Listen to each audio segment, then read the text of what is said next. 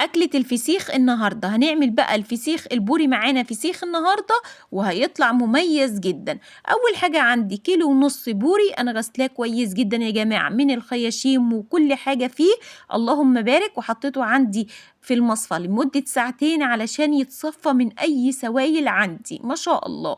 بعد كده إن لقيتي أي سوائل عندك بالمنديل وامسحيها من مناديل المطبخ معاكي ما شاء الله. بجيب بقى الخطوة اللي بعد كده كيسين من الملح اللي هو بتاع التخليل، موجود عند العطار مفيش أي مشكلة خالص. بتجيبي كيسين أول حاجة كده، بروح حاطة كمان معلقة كبيرة من الكركم وكمان معلقة صغيرة من الشطة ما شاء الله.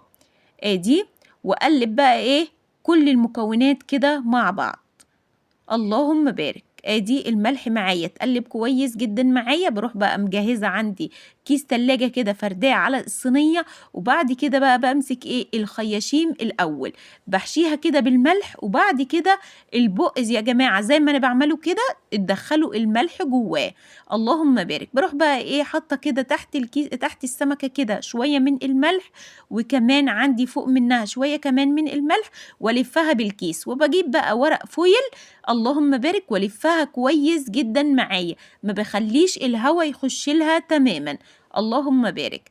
هنيجي بقى كمان لسمكية كمان بحشيها كمان من الخياشيم أول حاجة، وبعد كده هتلاقي البق معاكي فتح، بتروحي حشيها كمان بالملح مش تقلقي خالص ما شاء الله.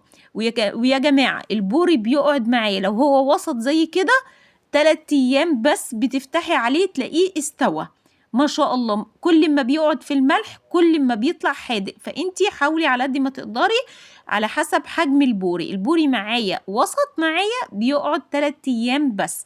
لو عندك بقى الحجم الكبير بتقعديه لمدة 5 أيام. بقفله كويس جدا بالفويل يا جماعة، ما بخليش أي هواء يدخله تماما علشان الفويل بيساعد على سوى الفسيخ بسرعة جدا ما شاء الله. وتحطيه بقى في علبة عندك أو في صينية في أي بقى مكان عندك في البيت وتغطي عليه ما شاء الله. بعد 3 أيام بقى أنا فتحت عليه زي ما حضراتكم كده شايفين، بس انتوا بقى اما تفتحوا عليه تغسلوه من الملح. أنا بصراحة كنت مستعجلة جدا اللهم بارك، بس هو لازم يتغسل من الملح وتسيبيه ايه يصفى كده معاكي او تنشفيه عندك بمناديل من المطبخ، وتاكلي بقى احلى فسيخ معاكي ما شاء الله. ملحه مظبوط جدا ومستوي كويس جدا اللهم بارك، مع بقى شويه كده من البصل الاخضر وعصره ليمونه كده حاجه كده اللهم بارك عليها. احلى فسيخ ليكوا يا ست الكل. اتمنى حضراتكم تجربوه، مش تنسوا تكتبوا لي تعليقاتكم على الفيديو، واتمنى حضراتكم تتابعوني على اليوتيوب. شايفين حضراتكم الفسيخة التانية كله بالشكل ده اللهم بارك، والسلام عليكم ورحمة الله وبركاته.